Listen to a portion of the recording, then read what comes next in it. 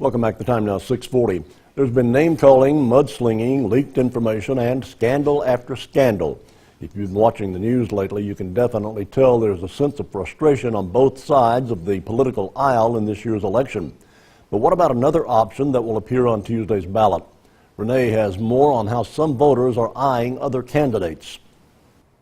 Well, Bill, I found out that not much is known about third parties, their candidates, and what they stand for. In this two-part series, I talked to members of one third-party group who say their vote will count come next Tuesday. They are not Democrats or Republicans. We cannot legislate morality.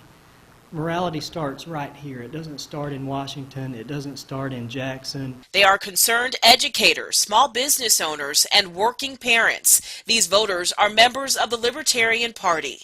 You know, there are some things that we have to have laws for and some things that must be directed and monitored and regulated by government. But there's a whole lot of stuff that doesn't have to be.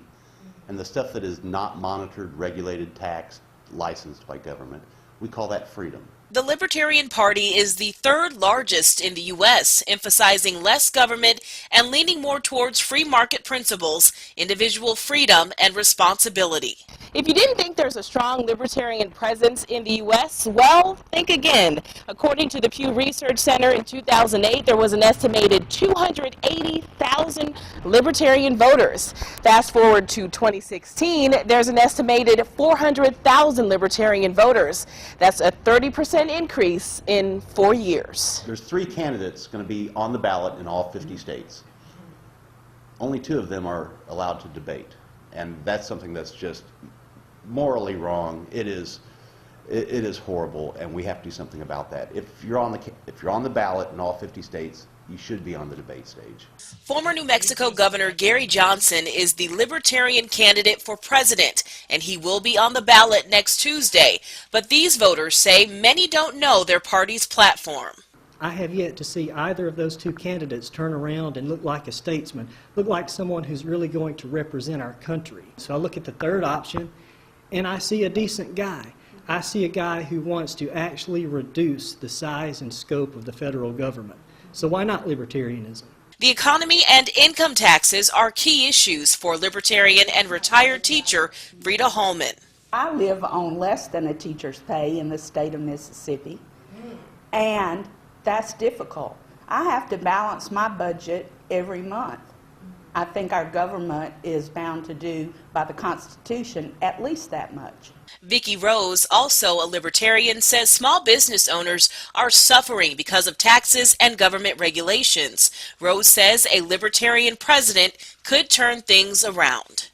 There are so many different taxes put on us business owners that it makes us and the regulations, the regulatory burdens, the licensing requirements that the Democrats and the Republicans say we have to overlord and look over you. We have to babysit you. We have to make sure you're qualified to even do A, B, C, and D before you can be allowed to do it. That's a hindrance to people starting their own businesses. These voters believe it's important to debunk the myth that a third-party vote is a wasted vote. When I see friends, relatives, or whatever that say, if I vote for Johnson, then that Hillary is going to win. I'm like, no, if you vote for Johnson, you're voting your conscience, you're voting for Johnson. And if everybody did that, we'll have a libertarian president. At last check, Gary Johnson is polling at 3%. That according to CNN. If Gary Johnson garners at least 5% of the vote, party officials say the Libertarian Party will earn a major party status, signifying a spot in the debate for the next Libertarian candidate for president in 2020. Now, coming up tomorrow on WCBI News Sunrise, you'll meet the local faces of the Green Party as they weigh in on what this election means to them. We're going to take a commercial break, but we'll have more Sunrise after this.